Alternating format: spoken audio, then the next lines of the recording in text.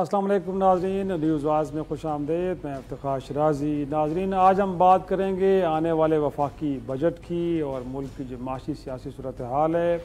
और अगर देखा जाए सियासी अबतर सूरत हाल को, तो कहा यह जा रहा है कि जो आने वाला वफाकी बजट है वो बड़ा मुश्किल तरीन बजट होगा और शायद आवाम के लिए कोई अच्छी ख़बरें लेके ना आए। और जो इस वक्त इक़्तिसादी सर्वे के जो ग्लिम्स हमारे सामने आए हैं, जो कुछ थोड़े बहुत, उसमें भी जो चीज़ें बताई गई हैं वो भी बड़ी मायूस कुन है। गोया कि कोई भी सेक्टर बेहतर अंदाज में परफॉर्म नहीं कर रहा और जो पाकिस्तान का ग्रोथ रेट है वो भी अब हम कह सकते हैं कि आलमोस्ट सिफर पे आया हुआ है इस वक्त। अगर 0.8 पे कहें तो उसको यही तस्वर किया जा सकता है कि 1% से भी कम। और जो आने वाले वक्त के लिए जो प्रोजेक्शंस दी जा रही हैं, गोया कि कहा जा रहा है कि शायद पाकिस्तान की जो मईशत है वो 3.5 के रेट से ग्रो करेगी, आगे जाएगी। लेकिन वर्ल्ड बैंक की जो हमारे सामने इस वक्त ग्लोबल इकनॉमिक प्रॉस्पेक्ट्स रिपोर्ट है वो पाकिस्तान की मईशत के हवाले से बड़ी ही मायूस कुन तस्वीर पेश कर रही है। और ख़्याल ये है कि अगले 2 बरस तक पाकिस्तान का जो ग्रोथ रेट है वो शायद 2% से आगे ना बढ़ पाए। और जो कहा गया है कि इस वक्त पाकिस्तान की मईशत की अबतर सूरत हाल है उसमें बुनियादी तौर पर जो किरदार है वो 2022 में आने वाले सैलाब हैं, उनके बड़े देर पा असरात हैं। साथ में जो एक और अहम फैक्टर है वो पॉलिसी का गैर यकीनी सूरत हाल का होना, साथ में तवानाई खुराक और दरामदात की अदायगी के लिए जो तरसीलात ज़र चाहिए, जो ज़र मुबादला चाहिए वो नाकाफ़ी हैं। तो ये वजाहत बताई गई हैं। हमें ज्वाइन किया है आबिद हसन साहब ने। आप साबिक मुशीर हैं वर्ल्ड बैंक के और माहिर माशियात हैं। उनके साथ मौजूद हैं डॉक्टर शमाइल दाऊद साहब, आप साबिक सदर हैं रावलपिंडी चैम्बर ऑफ कॉमर्स के। डॉक्टर साहब, आप ही की तरफ पहले आऊँगा। और इस वक्त अगरचे हुकूमत वक्त कोशिश में तो लगी है लेकिन IMF प्रोग्राम हो नहीं सका, वो अम्ब्रेला में हासिल है नहीं, फिस्कल स्पेस भी इतनी हमें अवेलेबल नहीं है। तो ये बजट जो आने वाला है इसको कैसे देख रहे हैं आप? कितना कोई पाकिस्तान के अवाम के लिए कोई नई मुश्किलात लेके आएगा, या वज़ीर ख़जाना साहब तो ये क्लेम कर रहे हैं कि नहीं ये पब्लिक फ्रेंडली होगा, कुछ ना कुछ अवाम के लिए इसमें रिलीफ होगा? कैसे देख रहे हैं? बिस्मिल्लाहिर्रहमानिर्रहीम, थैंक यू सो मच। देखिए, बात यह है कि आपकी इब्तिदाइया में भी जिस तरह से ये सारी बात की कि जो हमारे हालात हैं वो तो किसी से छुपे नहीं हैं। इन हालात के अंदर हुकूमत की तरफ से और मिनिस्टर जिस तरह आपने कहा कि डार साहब की तरफ से ये कहना, ये तो एक डेफिनेटली उनकी तरफ से कोशिश ज़रूर है हुकूमत की तरफ से, लेकिन उनके पास इतनी ज़्यादा जगह नहीं है, फिजिकल स्पेस नहीं है जिसके अंदर बहुत ज़्यादा कुछ हम उम्मीद लगा सकें। हाँ, इसमें कोई शक नहीं कि हमें जो एक उम्मीद है कि शायद जो सैलरी तबका है उनकी सैलरी जो है या मिनिमम जो वेज है उसको शायद हुकूमत इस वक्त बैक एंड फोर्थ हो रहा है कि 20% हो या 25% हो वगैरह वगैरह। लेकिन जाहिर बात है जो इन्फ्लेशन है वो 38% के करीब है, तो इन हालात में बहुत ज़्यादा फिजिकल स्पेस नहीं है। यही इसी किस्म के कुछ चीज़ें होंगी। बेनज़ीर इनकम सपोर्ट प्रोग्राम में इजाफा किया जा रहा है, कुछ सब्सिडीज़ अभी भी हम IMF का हिस्सा हैं प्रोग्राम का, ऑल्दो अभी इसके बारे में गुफ्तो शनीद हो रही है कि शायद हम ये प्रोग्राम अगर कंप्लीट नहीं करते हैं या और नए वाले की तरफ जाते हैं तो ये भी अभी चीज़ें बहुत क्लियर नहीं है, वाज़ेह नहीं है। तो मुझे नहीं लगता कि बहुत ज़्यादा यानी कि कोई नई खुशखबरी होगी। और ये सुनने में भी आ रहा है कि शायद हमें आने वाले जो क्वार्टर्स हैं उसमें हुकूमत को बिजली की और गैस की कीमतों में भी इजाफा करना पड़े, और उसके साथ साथ जाहिर बात है जो फिक्स्ड। तो डॉक्टर साहब अभी भी लोग देने के काबिल नहीं है। अभी भी जो बिल आ रहे हैं, अभी तो एयर कंडीशनर चले नहीं है लोगों की सर, पहले से बड़ी हमें तो चीखें सुन रहे हैं। तो अगर और बढ़ाएंगे तो ये क्या होगा सर?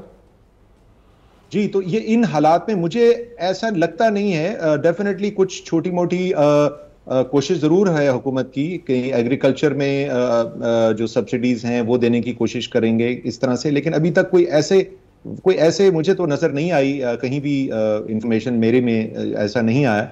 लेकिन अभी देखते हैं कुछ चीजें क्लियर होंगी या उनके कदोखाल सामने आएंगे। एक छोटी सी ब्रेक के बाद वापस आते हैं।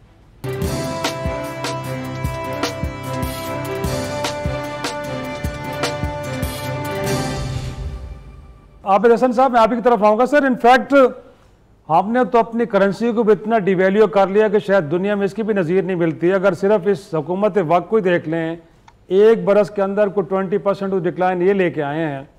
लेकिन उसके बावजूद भी, और अगर जो प्राइम मिनिस्टर साहब ये फरमा रहे हैं बार बार कि जो IMF की तमाम कंडीशंस हैं वो हमने पूरी कर ली हैं, बट उसके बावजूद भी हमें प्रोग्राम नहीं मिल पाया, तो सर मेरा सवाल ये है कि अगर IMF अम्ब्रेला हासिल ना हुआ तो वो जो हम इस मुल्क के अंदर जो कुछ हम उम्मीद कर रहे हैं कि कुछ इन्वेस्टमेंट्स आएंगी, हमारी एक्सपोर्ट्स बढ़ेंगी, या बाकी जो इकनॉमिक इंडिकेटर्स हैं वो ठीक हो जाएंगे, सर इस अम्ब्रेला के बगैर क्या ये मुमकिन हो पाएगा?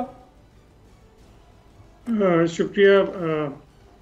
सवाल बड़ा अच्छा सवाल है। देखें, एक तो ये गलत फहमी है कहना कि जी पूरी दुनिया में इस किस्म की करेंसी की ड्रॉप नहीं हुई। आप country after country, Argentina, Lebanon, Turkey, Sri Lanka, Ghana, जिस कंट्री में क्राइसिस आया है, मेजर फॉरेन एक्सचेंज जो है उसकी डिवैल्यूएशन हुई है।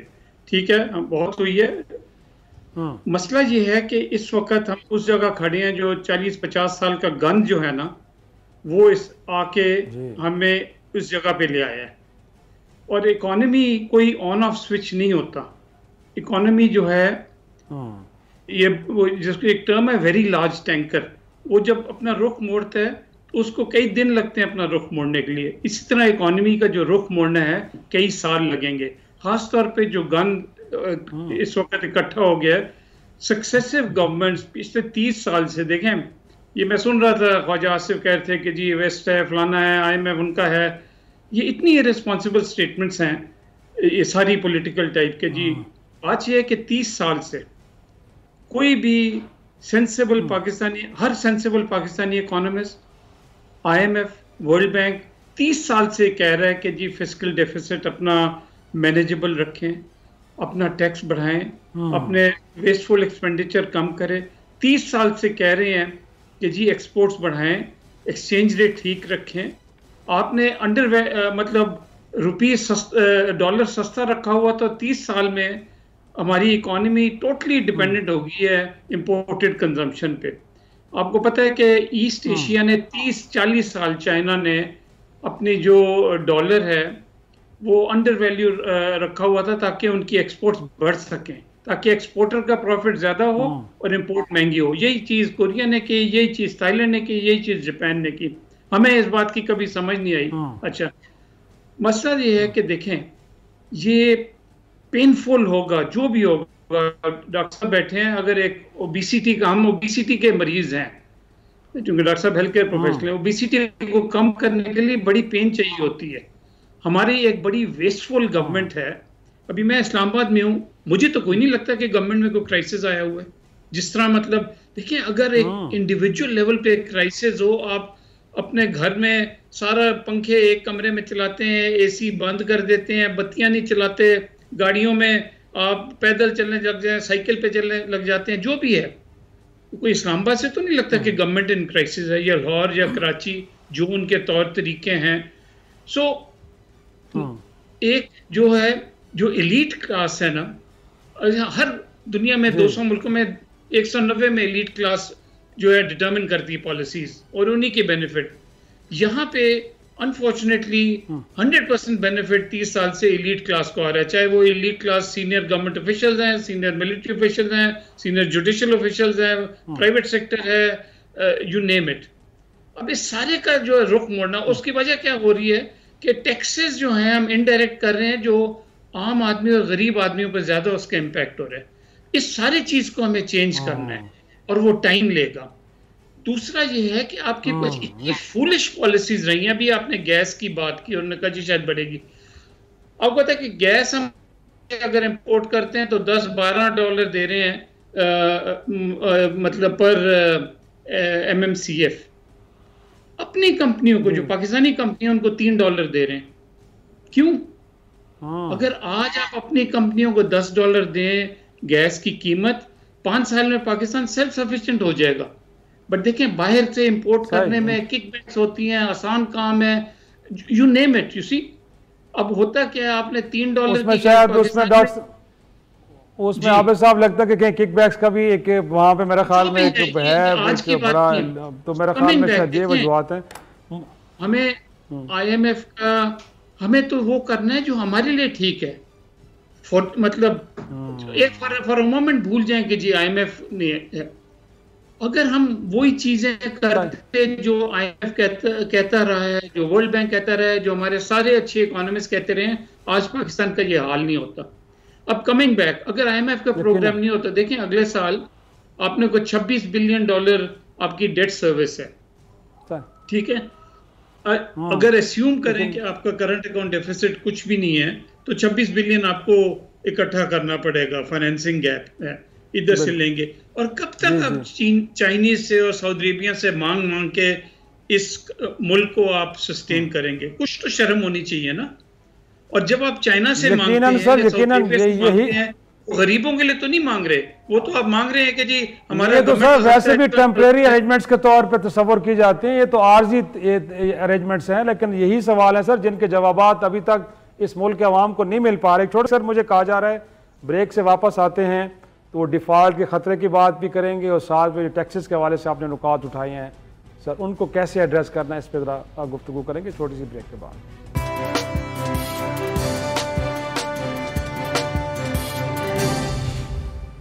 वेलकम बैक डॉक्टर शुमाइल साहब, आप तरफ आऊँगा सर। इस मुल्क में इंटरेस्ट रेट आपने पहले बहुत इतने ऊपर पहुंचा दिए हैं, साथ में बिजली गैस पहले महंगी है।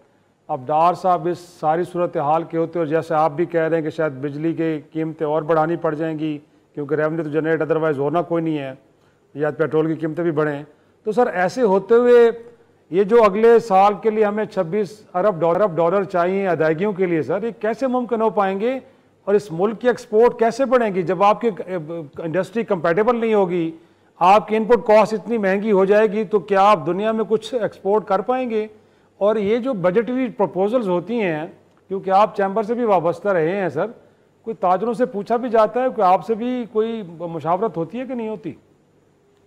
जी शिराजी साहब, बात यह है कि हमेशा बजट प्रपोजल्स तो तमाम सेगमेंट्स देते हैं, चेंबर्स ऑफ कॉमर्स देते हैं, एसोसिएशंस देती हैं, हम भी देते हैं, और उसमें हमेशा जो सबसे ज़्यादा जो आई थिंक सबसे ज़्यादा फोकस हमेशा रहा है कि आप टैक्स रेट्स को कम करें, क्योंकि देखें at the end of the day revenue का शॉर्टफॉल है, ठीक है। फिस्कल जो डेफिसिट, जिस तरह अभी डॉक्टर साहब कह रहे थे, फिस्कल डेफिसिट क्या है, हमारी रेवेन्यू जो है, हमारा जो अखराजात हैं वो ज्यादा हैं और हम जो कमा रहे हैं वो कम है, और उसके जो खला को पूरा करने के लिए हम बोरो करते हैं। अब वो पूरे टैक्स टू जीडीपी रेशियो हमारा बहुत कम है, बहुत से सेगमेंट्स कंप्लीटली बाहर हैं या उससे कतराते हैं। स्मगलिंग खुल के हो रही है, चाहे हमारी करेंसी की स्मगलिंग हो, चाहे हमारी अशिया। मसलन आज अभी आपके प्रोग्राम शुरू होने से पहले मुझे एसएमएस आया है और मुझे रोजाना हर दूसरे दिन एसएमएस आ रहा है कि आप टैक्स फ्री या जो नॉन टैक्स पेड प्रोडक्ट्स हैं वो इस नंबर पे राब्ता करें, ये चीजें मौजूद हैं। अब मुझे बताइए कि ये क्रिमिनल नहीं है इन हालात में कि स्मगल हो रहा है?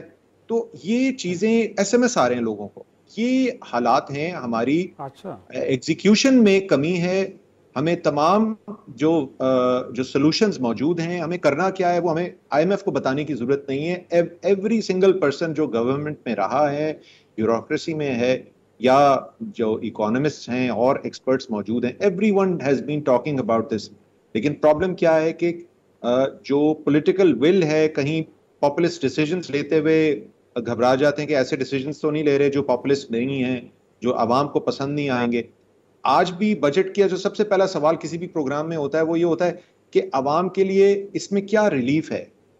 मसला ये है कि हमने गुज़िश्ता दिहाइयों में, अगर हम इसको देखें, रिगार्डलेस कि कौन सी हुकूमत जो है वो रही है या कौन सी रजीम रही है, चाहे वो डेमोक्रेटिक थी या नॉन डेमोक्रेटिक थी, हम कॉन्स्टेंटली जो हम बाहर से बोरो करते रहे हैं, डोमेस्टिकली या बाहर से, उस बोरोइंग से हम कंज्यूम करते रहे हैं और उसको हमने कभी भी अपने वेल्थ क्रिएशन और अपनी सेविंग को और अपनी ग्रोथ को उस तरह से बढ़ाए। हमारी जो ग्रोथ है जो नजर आती है वो ग्रोथ भी कंजम्पशन लेड है, वो उसका जो दारोमदार है वो टोटली कंजम्पशन लेड है और हम उसको बोरो करके बड़े महंगे पैसों के साथ वो खर्च कर रहे हैं। और आई एग्री विद डॉक्टर साहब कि इलीट जो है वो उनको बिल्कुल उनके तौर तरीकों में कोई फर्क नहीं है। अब बात यह है कि अगर आज ये हुकूमत या आने वाली, लेकिन डॉक्टर साहब एक सवाल साथ में और ऐड कर दूं कि आप तो डिसीजन मेकर्स की बात, पॉलिसी मेकर्स की बात कर रहे हैं, बट यहाँ तो को लगता है कि जो स्टेट मशीनरी वो भी उसकी भी जो करप्ट प्रैक्टिसेस हैं वो भी अपना हिस्सा डाल रही हैं। अगर आलमी रिसर्च इदारे एपीसीएस की रिपोर्ट आपके सामने हो जो आज एक तरह से जारी की गई है, इस मुल्क के अंदर सर टैक्स की मद के अंदर 950 अरब की लीकेजेस हो रही हैं और सिर्फ 3-4 सेक्टर्स हैं। गोया कि रियल एस्टेट की बात की गई है, सिगरेट की बात की गई है, टायर्स एंड फार्मास्यूटिकल की बात की गई है। सर ये लीकेजेस किसी को नजर नहीं आ रही, रिसर्च इंस्टीट्यूट्स को नजर आ रही हैं बट रियासती मशीनरी को नजर नहीं आ रही। नजर आ रही हैं, लेकिन वो इतना स्ट्रॉन्ग पूरा सिस्टम है, जकड़बंदी इतनी स्ट्रॉन्ग है कि आई वुड से कि वजीर आजम भी अगर कोशिश करता है या कोई पावरफुल डिक्टेटर भी अगर कोशिश करे जो कि नॉन डेमोक्रेटिक हो, वो भी नहीं कर सकता। क्या हमारे सामने वो दौर नहीं गुजरा कि जिसमें रिटेल को कोशिश की थी, क्या सेल्स टैक्स को इम्प्लीमेंट करने की, और जो जिसे कहते हैं मुख्तलिफ अदवार गुजरे हैं, लेकिन वो कामयाब नहीं हो सके। और अभी भी एग्री रिटेल बहुत से और सर्विसेज सेक्टर, मैं खुद सर्विसेज सेक्टर से हूँ, बेतहाशा उसमें से जो है वो अपना हिस्सा नहीं डाल रहा बतौर कंजम्पशन के बावजूद। और इसके साथ साथ ज़ाहिरी बात है, आपने जिक्र किया कि ये स्मगलिंग के जो इश्यूज हैं और करेंसी में भी बेतहाशा जो इश्यूज हैं वो स्मगलिंग से रिलेटेड हैं। और वो ये तमाम चीज़ों का मजमूई असर ये है कि इस वक्त जब हम बिल्कुल ये इस सिचुएशन में है, तब भी और इससे पहले हम कंज्यूम जो कर रहे हैं वो हमें अपने कंजम्पशन और अपने ऑल्टरनेट्स की तरफ जाना है, चाहे वो बिजली है, चाहे वो ऑल्टरनेट्स है, और फ्लफ खत्म करना है, अपने लॉसेस खत्म करने हैं। यकीनन आबिद साहब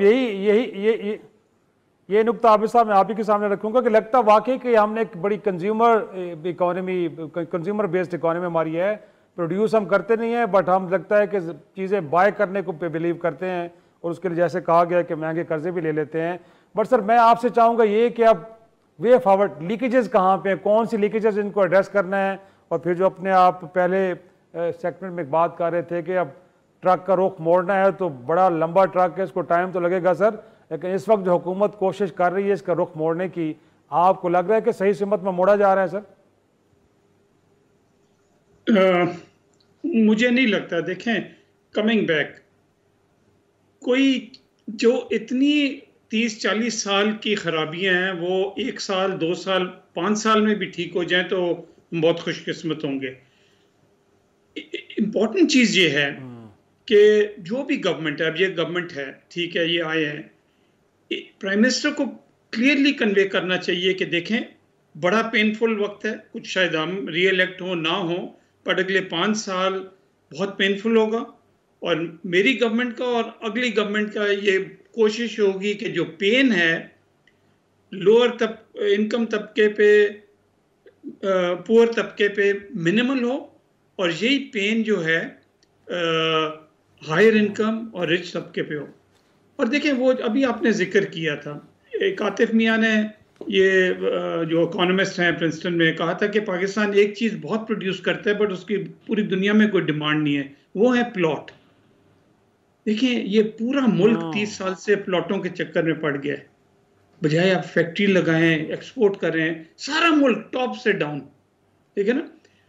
अब ये दैट्स अ क्लासिक एग्जांपल कि टैक्स कोई नहीं था, कैपिटल गेन्स कोई नहीं था तो एक मामूली था, क्योंकि इतने बड़े बड़े जायंट्स इस बिजनेस में हैं कि उन्होंने मतलब पूरे सिस्टम को जो है जकड़ लिया हुआ है। That is the first area कि आपको टैक्स करना चाहिए। और अगर आप प्रॉपर्टी पे टैक्स करते हैं, घरों पे, बड़े बड़े घर, लेट से 10 करोड़ से ज्यादा बड़ा घर है या 5 करोड़, गरीबों पे कोई असर नहीं होगा, जीरो असर। और ये उन लोगों पे होगा जो, ठीक है, टैक्स देना, कोई भी दुनिया में टैक्स देने को तैयार नहीं होता, बट ये है कि अगर जो ज्यादा अमीर है उस पर आप ज्यादा टैक्स लगाएं, वो इधर उधर से करके टैक्स दे देगा। तो कोशिश ये होनी चाहिए, और इस बजट में हमें ये कोशिश गवर्नमेंट को करनी चाहिए कि इनडायरेक्ट टैक्स कम करें और डायरेक्ट टैक्स बढ़ाएं, खास तौर पे उन एक्टिविटीज पे जो इस इकोनॉमी में कंट्रीब्यूट नहीं कर रही। खाली प्लॉट पड़े हैं, हजारों प्लॉट डिफेंस पे पड़े हैं, 20-20 करोड़ के, हर तरफ देखें प्लॉट ही प्लॉट हैं, टैक्स करें।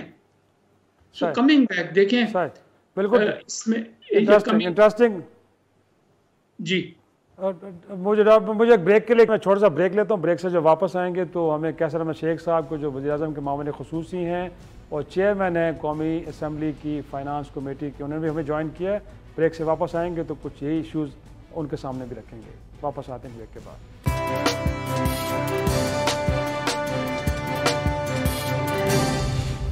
प्रोग्राम में एक बार फिर खुश आमदेद। कैसर अहमद शेख साहब वज़ीर-ए-आज़म के मामले ख़ुसूसी और चेयरमैन हैं फाइनेंस कमेटी कौमी असम्बली के। सर बहुत शुक्रिया आपका भी, आपने हमें ज्वाइन किया है। सर जानना ये चाहेंगे सर, इससे पहले भी हम ये बात कर रहे थे कि IMF का अम्ब्रेला है नहीं, अखराजात ज़्यादा आमदन कम, साथ में जो अपने FBR के टारगेट्स हैं बड़ी मुश्किल से पूरे हो रहे हैं या नहीं हो पा रहे। साथ में आज एक रिसर्च रिपोर्ट आई है कि कुछ 950 अरब की तो टैक्स लीकेजेस हैं। बहुत सारे इदारे हैं जिनको आपने टैक्स नेट पे लाया नहीं है। डॉक्टर शुमाइल दाऊद साहब अभी बात कर रहे थे कि लोगों को मैसेजेस आ रहे हैं कि नॉन टैक्स आइटम इस मुल्क के अंदर मौजूद हैं, वो ख़रीदें, सस्ते मिलेंगे। स्मगलिंग इस मुल्क में हो रही है और इसहाक डार साहब कह रहे हैं कि जी हम बड़ी एग्जाम्पलरी पॉलिसीज़ लेके आ रहे हैं लॉन्ग टर्म। सर हुकूमत ने तो अगले 2-4 महीने में चले जाना है, ये लॉन्ग टर्म पॉलिसीज़ कौन सी लाई जा रही हैं, पब्लिक के लिए रिलीफ क्या है? सर कैसे बजट एग्जाम्पलरी बजट होगा, कुछ आप ही समझा दें, आप तो खुल के बात करते हैं। देखिए 4 महीने नहीं, हमारी हुकूमत तो 2 महीने है, 12 अगस्त तक की डेट है और आज जी बिल्कुल ऐसे आप बिल्कुल जी 2 महीने हैं। अच्छा बजट जो हम ला रहे हैं ना जी, वो IMF से हम बदस्तूर राब्ते में हैं और IMF के साथ नेगोशिएट भी हो रहा है। ठीक है अभी कोई स्टाफ लेवल भी एग्रीमेंट नहीं हुआ, लेकिन ये बजट उनकी नॉलेज में है। उन्होंने पूछा है कि ये बजट की आप डिटेल्स भी हमें दें और हमने रिलेक्टेंटली उनको इस बजट की डिटेल्स दी है और उनकी लाइन में ही बजट ला रहे हैं। देखिए ये हम कोशिश ये कर रहे हैं कि जो सब्सिडीज़ जो ऐसे तबके को जो कि जिनको कह सकते हैं कि सहूलत लेते थे या ज़्यादा पैसे वाले हैं, या उनको जो सब्सिडी दी जा रही है वो IMF के कहने पे हम टारगेटेड कर रहे हैं, यानी आम आदमी के लिए वो सब्सिडाइज कर रहे हैं वो आइटम। जैसे फ़र्ज़ कीजिए फर्टिलाइज़र को जो गैस सस्ती मिलती है उनके प्लांट्स को, तो हम कोशिश कर रहे हैं कि वो काश्तकार को डायरेक्ट हम फर्टिलाइज़र सस्ता दें ताकि उनको बेनिफिट उसका मिले। इसी तरह हमारी कोशिश है कि IT को हम ख़ास तौर पे तालीम पे और वोकेशनल ट्रेनिंग पे हम वो पैसा वहाँ लगाना चाह रहे हैं। स्टूडेंट्स पे हम जो है ना तालीम पे बहुत ज़्यादा पैसा डायरेक्टली, ताकि वो पैसा उधर लगे। हमारी इनकम ये टारगेट तो पूरा नहीं हुआ, आप दुरुस्त कह रहे हैं, और स्मगलिंग भी हो रही है, लीकेज भी है, लीकेज को कवर करने की कोशिश की जा रही है। और सबसे बड़ी बात तो ये है कि जो गवर्नमेंट के नेशनलाइज्ड यूनिट्स हैं उसमें नुकसान है। पता पाकिस्तान में एक चीज़ है कि आइडेंटिफाई हर चीज़ हो गई है, सबको पता है कि कहाँ पे नुकसानात हैं, क्या किया जाना चाहिए। हमारा जो इस्तेहकाम है सियासी, उसने हमें नुकसान पहुँचाया है और चार्टर ऑफ इकानमी हमने नहीं किया, और ये हमें सर मिल बैठ के करना पड़ेगा। जी शेख साहब अब आप तो मेरे ख्याल में चौथी बार नून लीग हुकूमत में है, तो कम से कम आपके पास तो आप जैसे लोग, एहसन इकबाल, इसहाक डार साहब, तो वो जो आबिद हसन साहब भी बात कर रहे हैं, सर अब थोड़ा सा आपको इनडायरेक्ट टैक्सेशन से डायरेक्ट टैक्सेशन की तरफ जाना होगा। तो कुछ सेक्टर्स आइडेंटिफाई आपने किए इस बार के किन नए सेक्टर्स को डायरेक्ट टैक्सेशन में लाया जा रहा है, ताकि जो पहले से टैक्स गुजार उनके ऊपर बोझ ना पड़े और आप कुछ नए टारगेट्स भी सेट कर सकें? जी हाँ, हम डायरेक्ट टैक्स की तरफ जा रहे हैं। हर हुकूमत दावा करती रही है, लेकिन अभी तक किसी भी हुकूमत से ये पॉसिबल नहीं हुआ। लेकिन हम अभी भी कोशिश करें कि हम जो टैक्स नेट में नहीं है ना, जैसे जो दुकानदार है या डिस्ट्रीब्यूटर है, उसको बहुत बड़ा चंक है उसमें जो टैक्स नेट में नहीं आ रहा। हमारे यहाँ तो टैक्स में बड़े अरसे से 1% लोग हैं जो टैक्स के यानी रजिस्टर भी होते हैं, और उसमें से कई तो नील असेसमेंट भरते हैं ना, तो आधा % लोग हैं पाकिस्तान की आबादी का जो टैक्स एक्चुअल देते हैं, वो भी थोड़ा बस नॉमिनल टैक्स है। तो डायरेक्ट टैक्स आप दुरुस्त कह रहे हैं कि वो लाना पड़ेगा, और इनडायरेक्ट टैक्स अभी और हम नहीं पास ऑन कर सकते जो आम आदमी पे इसका नुकसान हो रहा है।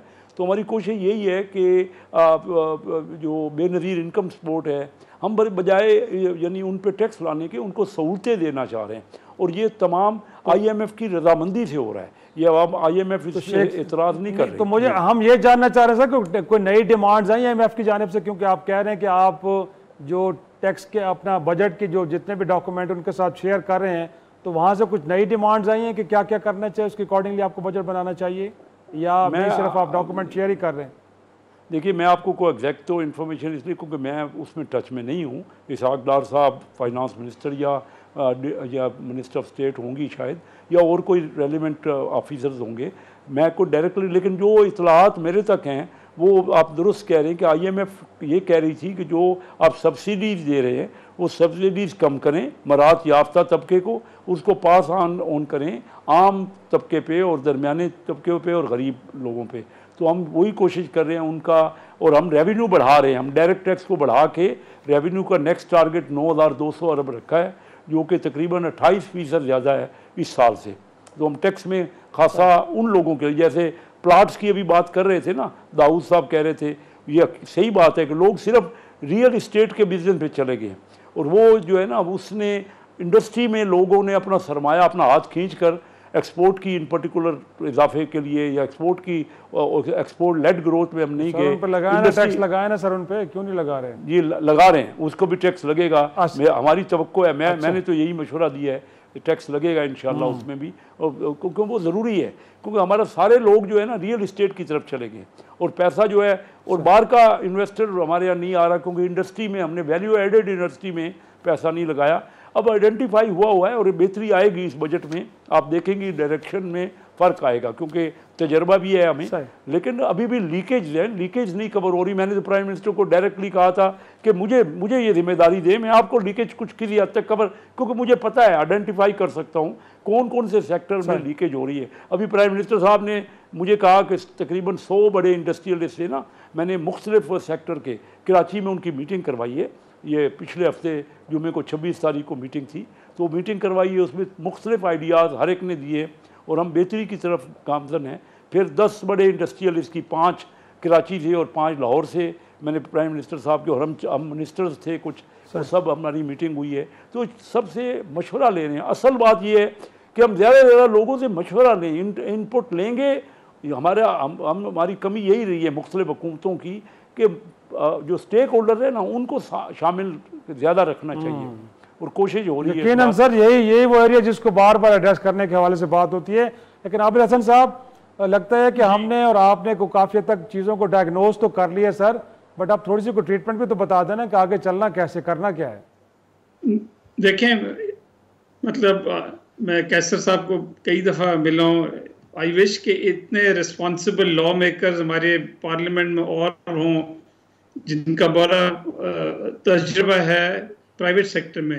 हमारा एक तो मसला है कि सारी गवर्नमेंट सब कुछ बहुत ज़्यादा पब्लिक सेक्टर ओरिएंटेड है। बट एनीवे, देखें, at the end of the day मैंने पहले भी कहा है कि पेनफुल एक्सरसाइज होगी। अगर जिस तरह डॉक्टर साहब से पूछें, एक 20 पेशेंट उनके पास आए तो उसको पतला करने के लिए बहुत पेन चाहिए, तो हमारा भी इस वक्त ये हाल है। देखें, टैक्स इकट्ठा करना is a medium term to long term. Short term में बड़ा कम, जो चीज़ आपसे 40 साल में नहीं हुई वो अगले 1 साल 2 साल में नहीं होगी। जो आपके रियली कंट्रोल में है वो एक्सपेंडिचर है। एंड आई रियली होप के कैसर साहब इन जैसे लेजिस्लेटर्स, ये बजट हो, they come down hard on this के जी ये लगता नहीं है कि ये क्राइसिस की बजट है। बजट में हमें एक्सपेंडिचर तो आप बड़ी जल्दी कम कर सकते हैं ना, ताकि उससे फिस्कल डेफिसिट कम हो। टैक्स अगले साल में भी 18 महीने बाद। इस वक्त सारी कोशिश होनी चाहिए, जो वेस्ट है गवर्नमेंट में, प्रोविंशियल गवर्नमेंट में खास तौर पे, इतना एनएफसी के पैसे गए हैं, बड़ी वेस्टफुल हो गई हैं हमारी प्रोविंशियल गवर्नमेंट्स। सो हमें इस वक्त कोशिश ये करनी चाहिए कि एक्सपेंडिचर में ऐसी कटबैक्स हों कि हमारा डेफिसिट जो है वो बड़ा कम हो। मैं आपको एक एग्जांपल देता हूँ। देखें, बांग्लादेश का 10 साल में एवरेज डेफिसिट 3%, हमारा 5.5%।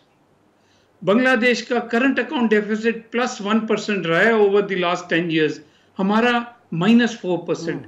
ये चीज़ें हमें इन चीज़ों पे तवज्जो देनी है, और इन द शॉर्ट टर्म देखें बड़ी बातें नहीं करनी चाहिए। बेसिकली हमें एक्सपेंडिचर कट्स करने हैं। और दूसरा एक बड़ी इंटरेस्टिंग बात आपने एक्सपोर्ट, जिस मुल्क में ज्यादा कंटेनर रोड पे हो लोगों को रोकने के लिए और कम कंटेनर एक्सपोर्ट के जा रहे हो, वो मुल्क किस तरह तरक्की करे?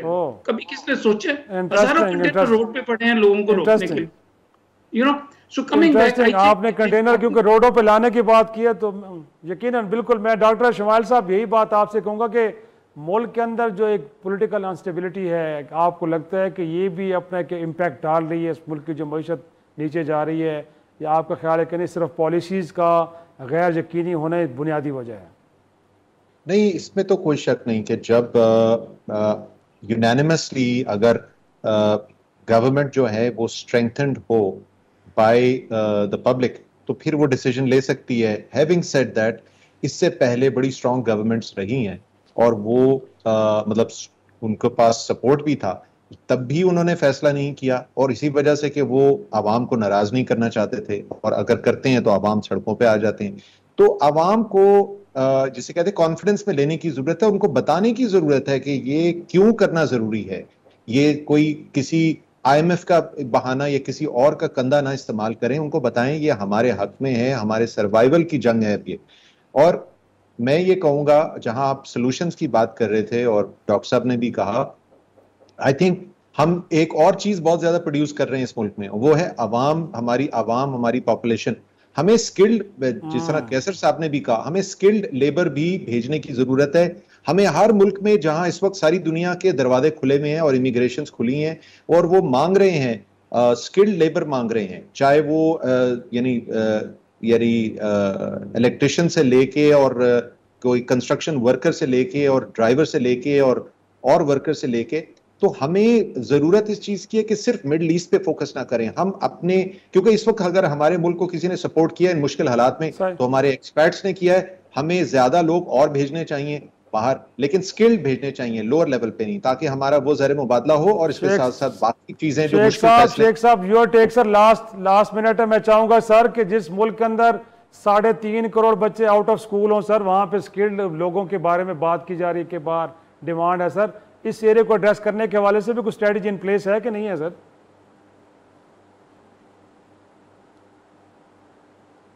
शेख साहब जी, ये बड़ी दुरुस्त, देखिए आप दुरुस्त क्या है, 3.5 करोड़ बच्चे अगर स्कूल नहीं जा रहे तो हमें नुकसान पहुंच रहा है।